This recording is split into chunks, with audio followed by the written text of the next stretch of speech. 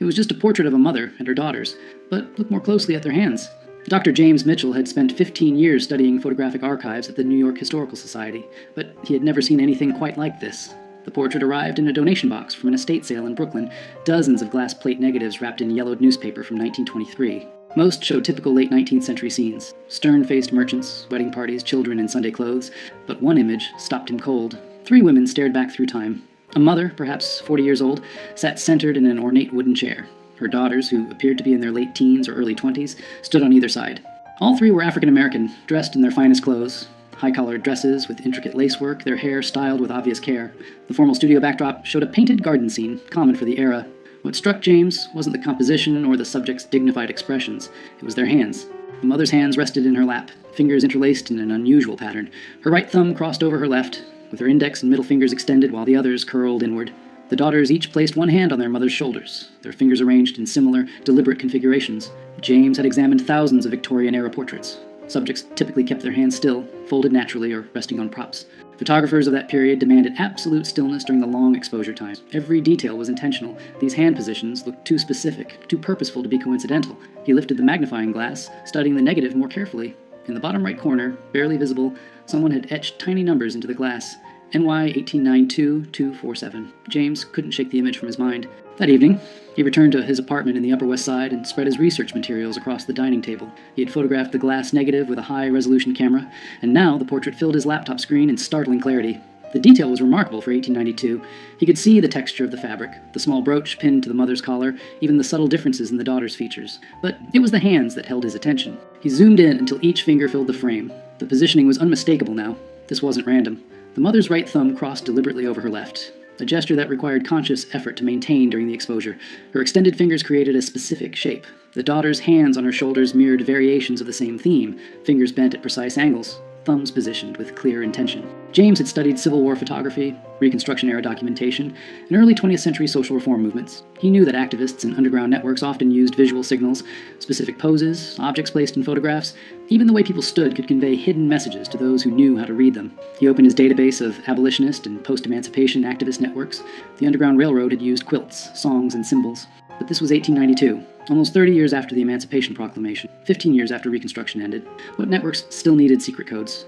His phone buzzed. His colleague, Dr. Sarah Chen, a specialist in African American history, responded to his earlier text, "Free tomorrow morning? What did you find?" James typed back, "Something that might rewrite what we know about post-Reconstruction activism in New York. Bring your sources on property rights and documentation struggles." Sarah arrived at the Historical Society at 9 sharp, carrying a worn leather satchel filled with research materials. James had the portrait projected on the wall of the research room, larger than life. The 3 women gazed down at them with quiet dignity. "Look at their hands," James said, pointing with a laser pointer. Every finger positioned deliberately. Sarah approached the projection, her eyes narrowing. She set down her bag and pulled out a thick folder.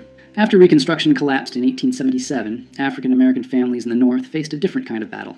Not slavery, but systematic exclusion. Property rights, inheritance, even proof of identity became weapons used against them. She spread documents across the table. Legal papers, city records, newspaper clippings from the 1880s and 1890s. New York wasn't the progressive haven people imagine. Black families struggled to maintain property ownership, establish businesses, prove legal marriages. Many had fled the South with nothing but their word. No birth certificates, no marriage licenses, no documentation. James picked up a yellowed newspaper from 1891. The headline read, "Property Dispute in Harlem? Family claims ownership without documentation." "Exactly," Sarah continued. "I've been researching mutual aid societies from this period. African American communities created networks to help each other navigate these systems.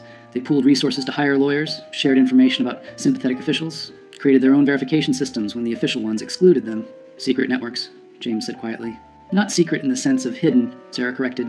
"Secret in the sense of parallel, operating alongside official systems, using methods that white authorities either didn't notice or didn't understand." James turned back to the portrait. "What if this isn't just a family photograph? What if it's documentation?" The etched numbers in the corner, NY 1892247, proved to be the breakthrough. After 2 days of searching through city directories and business records, James found a reference. Studio 247 belonged to a photographer named Thomas Wright, who operated from a building on 8th Avenue between 1888 and 1896. The address still existed, though the building had been converted into apartments decades ago. James stood on the sidewalk, looking up at the brick facade, imagining it as it had been. Wright's studio would have been on the second floor, with large north-facing windows to capture the soft, even light preferred for portraits. Research into Wright himself revealed something unexpected. Thomas Wright was white, born in Massachusetts in 1851, trained as a photographer in Boston. He moved to New York in 1887 and established his studio in a neighborhood that was becoming increasingly diverse. Irish immigrants, Italian families, and a growing African-American community migrating from the South. But Wright's clientele was unusual for the era. While most white photographers either refused to photograph black clients or charged them significantly more, Wright's advertisements appeared in African-American newspapers. His studio welcomed all customers at equal rates. Sarah found an interview Wright gave to a small, progressive newspaper in 1894. He spoke about photography as a tool for dignity and documentation, arguing that every person deserved a quality portrait regardless of their background. Between the lines, James sensed something more, a quiet activism, a deliberate choice to serve a community that others excluded. He was an ally, Sarah said, reading over James's shoulder. And if these hand positions are codes, he would have been the one who helped create them, documented them, distributed them. James contacted Dr. Marcus Thompson, a cryptography historian at Columbia University who specialized in visual communication systems. Marcus arrived at the Historical Society that afternoon, his curiosity piqued by James's cryptic phone call. Victorian-era codes often seem impossibly complex to us now, Marcus explained, examining the portrait, but they were usually quite practical for their users. The key is understanding the context, who needed to communicate, what information they needed to convey, and who they needed to hide it from. He photographed the hand positions from multiple angles, then opened his laptop and began creating digital tracings. Let's start with the assumption that each hand position represents something specific. Not letters, too complex for a photograph. More likely, categories, confirmations, statuses. Sarah pulled out her research on documentation struggles. What if it's about identity verification? These networks needed ways to confirm who people were, that they were legitimate members of the community, that they could be trusted with sensitive information. Marcus nodded slowly. Right. So the mother's hand position might indicate her role. Family head, network member, someone vouching for others. The daughter's positions could indicate their status, documented, undocumented, seeking assistance. They worked through the afternoon, comparing the portrait to other photographs James had found in the estate sale box. 3 more portraits showed similar hand positioning, always subtle, always deliberate. In one, a couple's intertwined fingers created a pattern. In another, a man's hand rested on a Bible with specific fingers extended. It's not just one code, Marcus said finally. It's a system.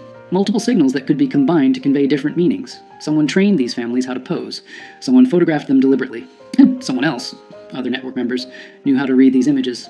Sarah made the connection that broke everything open. While researching property rights cases in New York courts from the 1890s, she found a pattern. Dozens of African-American families successfully defended their property claims, obtained identity documents, or proved legal marriages, often with the same lawyer representing them. His name appeared again and again. Robert Hayes. Hayes had an office on West 34th Street. Court records showed he won an unusual number of cases for black clients during an era when such victories were rare. More significantly, he often submitted photographic evidence, portraits of families, documentation of their respectability, proof of their presence in the community. He was using Wright's photographs in court, James realized, not just as evidence of identity, but as verification of community standing. These families were photographed, their images were cataloged, and when they needed documentation, Hayes could present these portraits to judges. But there was more. In Hayes' archived case files at the New York Public Library, Sarah found letters. Correspondence between Hayes and other activists, teachers, ministers, business owners, discussing verification protocols and community documentation systems. One letter, dated March 1893, was particularly revealing. Hayes wrote to a minister in Brooklyn, "We have expanded our photographic documentation to include 73 families. Mr. Wright continues to provide his services at minimal cost. The hand positioning system allows us to encode essential information that can be verified later. Each portrait serves as both dignified representation and practical identification." James sat back, stunned. They built an entire parallel documentation system. When official channels failed these families, they created their own. And they hid it in plain sight, Sarah added. These portraits looked like ordinary family photographs. No one examining them casually would see anything unusual. But to network members who knew the code, each portrait contained vital information. With the network structure emerging, James became obsessed with identifying the 3 women in the original portrait. The estate sale had come from a brownstone in Bedford-Stuyvesant, Brooklyn, a neighborhood with deep African-American roots. The Historical Society's donor records provided the seller's name, Patricia Johnson, who had inherited the property from her grandmother. James called Patricia that evening.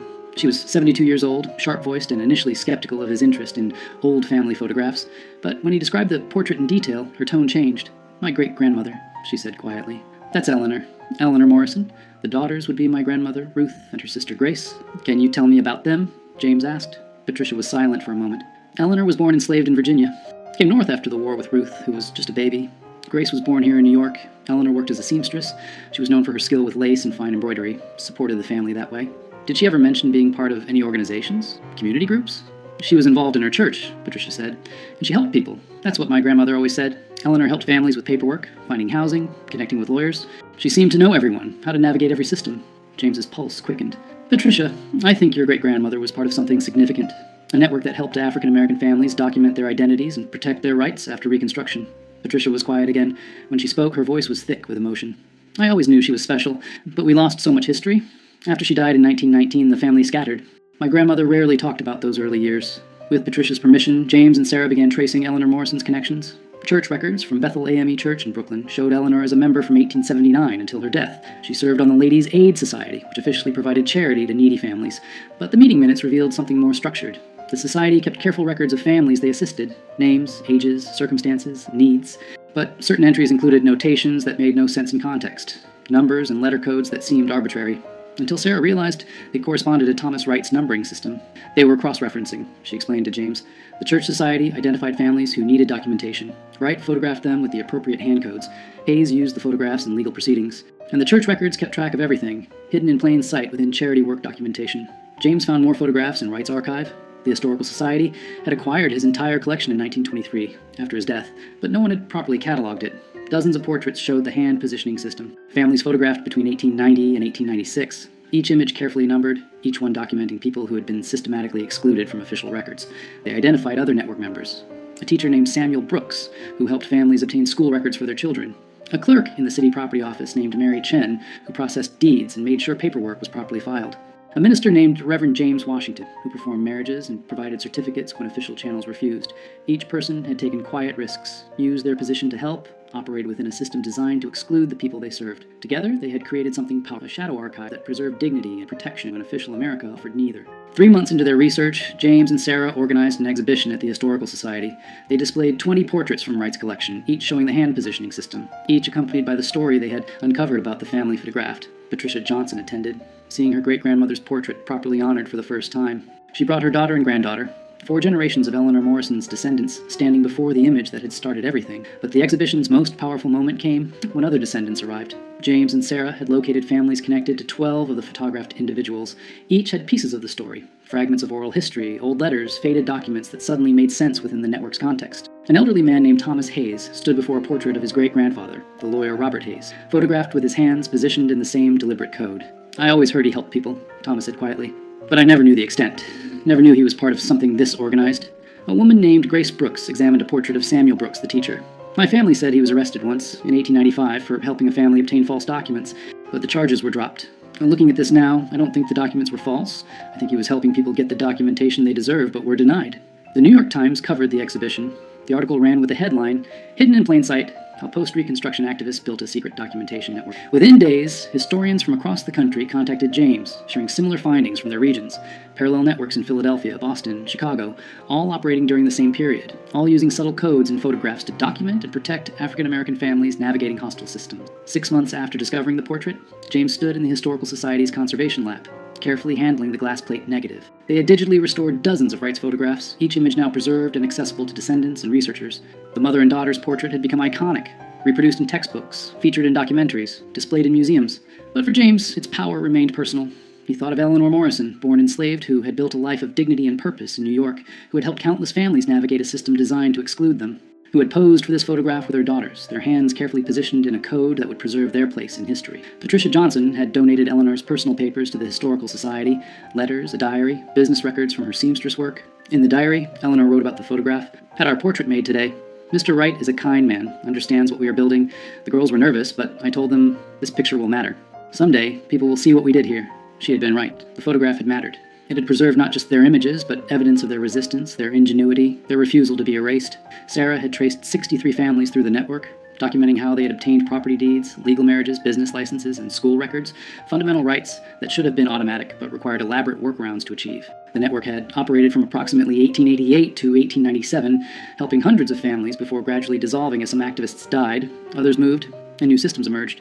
Thomas Wright had died in 1923, his contribution largely forgotten. Robert Hayes had continued practicing law until 1910. Eleanor Morrison had lived to see her daughters married and established, her work continued by others. The network hadn't solved systemic injustice, but it had provided practical help to people who needed it desperately. James met regularly with descendants now, collecting oral histories, connecting families who shared this hidden heritage. The portrait had become more than historical evidence. It was a bridge between generations, proof that their ancestors had been resourceful, connected, and determined to create justice when official America denied it. He thought of Eleanor's hands, positioned deliberately in that Brooklyn studio in 1892, her fingers creating a code that would outlive her, that would carry her story across more than a century. In the end, the simplest gestures could hold the most profound truths. Sometimes, you just needed to look closely enough to see them.